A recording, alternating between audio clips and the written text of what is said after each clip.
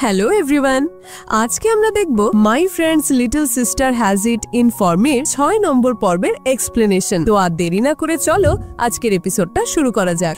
এপিসোডের শুরুতেই আমরা ইরোহাকে দেখতে পাই।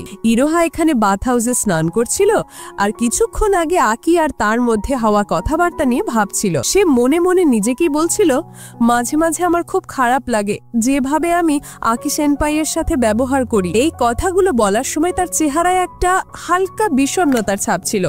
আর এখানেই আমরা প্রথমবার স্পষ্টভাবে বুঝতে পারি যে ইরোহা সত্যি আকিকে পছন্দ করে। যদিও সে মুখে সরাসরি বলতে পারে না, কিন্তু তার মনের মধ্যে আকির জন্য একটা বিশেষ ফিলিংস রয়েছে। আর ঠিক তখনই তার আকির বলা কথাটা মনে পড়ে যায়, যেখানে আকি তাকে শপিং এ যাওয়ার জন্য জিজ্ঞেস করেছিল। এই কথাটা মনে করতে ইরোহার লজ্জায় লাল হয়ে যায় আর ভাবতে থাকে, আমি ওকে কিভাবে বোঝাই যে ওর সাথে শপিং এ যাওয়ার জন্য আমি কতটা এক্সাইটেড। কিন্তু পর মুহূর্তেই তার মাসিরোর কথা মনে পড়ে। সে ভাবে আকি সেনপাই যদি যায় তাহলে আমি নিশ্চিত যে মাসিরাও সাথে যাবে। তবে সে হাল ছাড়ে না, বরং মনে মনে ঠিক করে নেয়, যাই হোক না কেন আমি আমার পুরো চেষ্টা করব যাতে আমি আকি সেনপাইয়ের সবচেয়ে কাছে থাকতে পারি আর মাসিরোর থেকে বেশি ওর নজরে আসতে পারি। এই দৃশ্যটা ইরোহার ভেতরের দ্বন্দ্বটাকে খুব সুন্দরভাবে তুলে ধরে।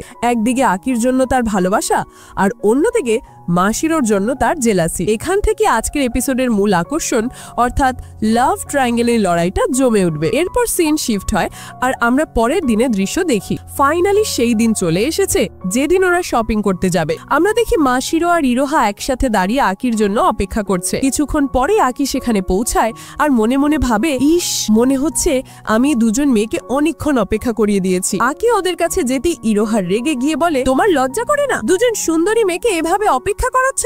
তোমার তো লজ্জা করা উচিত। আকি কিছু বলার আগে মাসিরাও তার সাথে সুর মেলায়। আকি বিরক্ত হয়ে বলে, ব্যাস শুরু হয়ে গেল দুজনের, ছাড়ো এসব, চলো আগে মুভি দেখতে যাই। ওরা যেতেই যাবে এমন সময় ইরোহা দৌড়ে এসে আকির একটা হাত শক্ত করে জড়িয়ে ধরে। কিন্তু ইরোহাকে এটা করতে দেখে মাসিরাও আর নিজেকে সামলাতে পারে না। সেও দৌড়ে এসে আকির অন্য হাতটা শক্ত করে ধরে ফেলে। বেচারা আকি দুজনের মাঝখানে স্যান্ডউইচ হয়ে যায় আর লজ্জায় বলে, তোমাদের কি কোনো লজ্জা শরম নেই? সবাই আমাদের দিকে তাকিয়ে আছে, আমাকে এক্ষুনি ছাড়ো তোমরা। মাসিরও জেদ ধরে বলে, একদমই না, যদি ইরোহা ধরে রাখে তাহলে আমিও ধরবো। শেষ পর্যন্ত আকি হাল ছেড়ে দেয় আর বলে, ঠিক আছে ছাড়ো, চলো এভাবেই মুভি দেখতে যাই। আর এভাবেই দুই পাশে দুজনকে নিয়ে আকি সিনেমা হলের দিকে এগোতে থাকে। এরপর আমরা দেখি ওরা তিনজন সিনেমা হলের ভেতরে চলে এসেছে। কিন্তু এখানে এসে নতুন সমস্যা তৈরি হয়। ইরোহা একটা রোমান্টিক কমেডি বা রমকম মুভি দেখতে চায় আর অন্যদিকে মাসিরও একটা ফ্যান্টাসি মুভি দেখার জন্য জেদ ধরে। এই নিয়ে দুজনের মধ্যে তুমুল ঝগড়া শুরু হয়ে যায়। ইরোহা বলে, তুমি বুঝতে পারছো না, আমরা তিনজন একসাথে এসেছি, তাই আমাদের কাপলদের মতো মুভি দেখা উচিত। অন্যদিকে মাসিরও বলে, একদমই নয়, আমাদের ফ্যান্টাসি মুভি দেখা উচিত, কারণ ওটা থেকে আমরা অনেক কিছু শিখতে পারবো। তাদের ঝগড়া দেখে আকি বিরক্ত হয়ে বলে, আরে থামো তো তোমরা দুজনে, কি শুরু করেছো এসব? এবার তোমরা দুজনেই চুপ করো। তখন দুজনে একসাথে বলে, এবার তোমার পালা, তুমি বলো আমরা কোন মুভিটা দেখবো? বন্ধুরা, আকি তো এখানে খুব খারাপ ভাবে ফেসে গেছে। সে যদি যে কোনো একজনের পক্ষ নেয় তাহলে অন্যজন রেগে যাবে। তাই সে এখানে একটা দারুণ বুদ্ধি খাটায়। আকি বলে, চলো আমরা আমাদের পুরনো পদ্ধতিতেই এর সমাধান করি, রক পেপার সিজার্স। শেষ পর্যন্ত ওরা তাই করে আর ভাগ্যক্রমে ইরোহা জিতে যায়। তাই ফাইনালি ঠিক হয় যে ওরা রমকম মুভিটাই দেখবে। এরপর সিন শিফট হয় এবং আমরা দেখি ওরা মুভি দেখে ক্যাফেতে এসে বসেছে। আকি বলে, সত্যি বলতে মুভির শেষটা কিন্তু বেশ ভালো ছিল। ইরোহা গর্বের সাথে বলে, আমি তো জানতাম, দেখলে তো আমার কথা শোনার ফল, আমি বলেছিলাম না এই মুভিটাই ভালো হবে। ঠিক তখনই ইরোহা বলে, সেনপাই আমি একটু ওয়াশরুম থেকে আসছি। সে মাসিরোকে জিজ্ঞেস করে, মাসিরো তুমি কি আমার সাথে যাবে? কিন্তু মাসিরো না বলাই ইরোহা একাই চলে যায়। ইরোহা চলে যাবার পর ক্যাফেতে শুধু আকি আর মাসিরো বসে থাকে। মাসিরো হঠাৎ করে আকিকে বলে, আমি বুঝতে পারি না তুমি ইরোহাকে কিভাবে সামলাও। আকি তখন বলে, দেখো ও অতটা খারাপ মেয়ে নয়, ওর মনটা খুব ভালো, শুধু ওর আচরণগুলো একটু বাচ্চাদের মতো। ওকে সামলাতে আমার খুব একটা সমস্যা হয় না, তুমি ওর ব্যবহার দেখে ওকে বিচার করো না, ওর মনটা খুব পরিষ্কার। আকির এই কথাগুলো শুনে মাসিরও একটু হতাশ হয়ে যায় আর বলে, জানো ইরোহার এই পার্সোনালিটিটা আমাকে আমার অতীতের কথা মনে করিয়ে দেয়, সেই সব মানুষদের কথা যারা আমাকে স্কুলে বুলি করত। আকি মাসিরোর দিকে খুব মনোযোগ দিয়ে তাকায়। তার মনে হয় মাসিরো যেন কোনো গভীর কষ্টের কথা প্রকাশ করতে চাইছে। তাই সে নরম সুরে বলে, আমার কোনো সমস্যা নেই, তুমি চাইলে তুমি আমাকে সব কথা বলতে পারো। আর ঠিক সেই মুহূর্তে সেখানে দুজন মেয়ে আসে এবং মাসিরোকে দেখে বলে, আরে মাসিরো তুমি এখানে?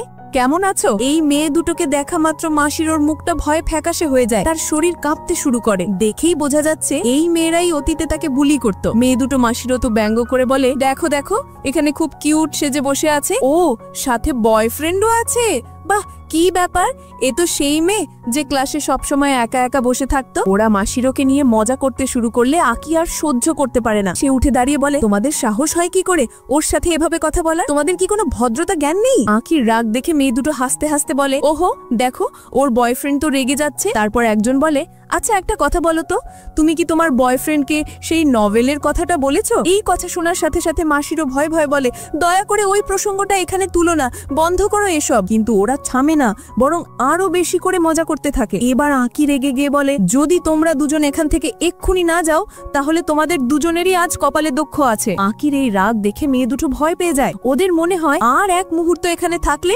ছেলেটা সত্যি সত্যি ওদের 12টা বাজিয়ে দেবে। তাই ওরা ঠিক আছে আমরা যাচ্ছি বলে সেখান থেকে পালিয়ে যায়। কিন্তু ততক্ষণে যা হওয়ার হয়ে গেছে। মাসিরও এতটাই আঘাত পায় যে সে আকির কোনো কথা না শুনেই সেখান থেকে দৌড়ে পালিয়ে যায়। ঠিক তখনই ইরোহা ফিরে আসে আর জিজ্ঞেস করে, কি হয়েছে এখানে? আকি তাকে সংক্ষেপে পুরো ঘটনাটা জানায়। তারপর ওরা দুজনেই মাসিরোকে খোঁজার জন্য বেরিয়ে পড়ে। আকি আর ইরোহা অনেক জায়গায় মাসিরোকে খোঁজে, কিন্তু কোথাও তাকে পায় না। হঠাৎ করে আকি সেই সিনেমা হলের সামনে এসে দাঁড়ায় আর ফ্যান্টাসি মুভিটার পোস্টারের দিকে তাকায়। তার মনে হয় মাসিরো নিশ্চয়ই এই মুভিটা দেখার জন্য হলের ভেতরেই গেছে। আকি হলের ভেতরে যায় আর দেখে পুরো হল খালি, শুধু এক কোণে মাসিরো একা বসে মুভি দেখছে। আকি চুপচাপ গিয়ে তার পাশে বসে। মাসিরো তাকে বলে, তুমি এখানে কেন এসেছো? তোমার কি কাজ? আকি শান্ত ভাবে বলে, আরে এত রাগ করে থেকো না, আমি জানতাম তুমি এখানেই থাকবে। আচ্ছা এবার বলো কি হয়েছে, আর ওই নভেলের ব্যাপারটা কি? মাসিরো কাঁদতে কাঁদতে বলে, আমাকে ক্ষমা করে দাও, আমার জন্য তোমাকে এত সমস্যায় পড়তে হলো। আকি বলে, আরে না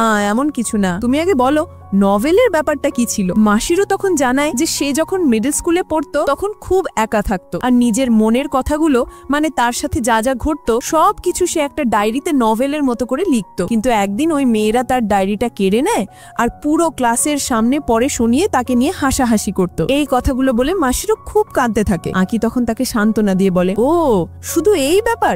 জানো আমি তোমার মতোই একটা মেয়েকে চিনি, মানে আমি তার সাথে কখনো দেখা করিনি, কিন্তু সে আমাদের অনলাইন গ্রুপের একজন সদস্য। সে একটা নভেল লিখেছিল যেটা আমি পড়েছি, আর তার লেখার স্টাইলটা হুবহু তোমার মতো। তুমি বিশ্বাস করবে না, আমি তার লেখার একজন বিশাল বড় ফ্যান। মাসিরও অবাক হয়ে জিজ্ঞেস করে, সত্যি? আকি বলে, হ্যাঁ একদম, সে এতটা ভালো লেখে যে আমি বলে বোঝাতে পারবো না। এরপর আকি মাসিরোর মাথায় হাত বুলিয়ে দিয়ে বলে, দেখো তোমার একদম চিন্তা করার দরকার নেই, আমরা একসাথে সবকিছু সামলে নেব। আর ইরোহা দেখতে যেমনই হোক ও খুব ভালো মেয়ে, যদি ও কখনো তোমাকে কষ্ট দেওয়ার চেষ্টা করে আমি ওকে ততক্ষণ জ্বালাতন করব যতক্ষণ না ও কেঁদে তোমার কাছে ক্ষমা চায়। এই কথা শুনে মাসিরো খুব খুশি হয় এবং তার মুখে হাসি ফুটে ওঠে। এরপর আকি ইরোহাকে মেসেজ করে জানায় যে মাসিরোকে পাওয়া গেছে। ইরোহা ওদেরকে ফার্স্ট ফ্লোরে আসতে বলে। আকি আর মাসিরো ওপরে যেতেই এক অবাক করা দৃশ্য দেখতে পায়। ইরোহা সেই বুলি করা মেয়ে দুটোর পথ আটকে দাঁড়িয়ে আছে। ইরোহাকে দেখে মাসিরও ভয়ে আকির পিছনে লুকিয়ে পড়ে। আকি ফিসফিস করে বলে, ভয় পেও না,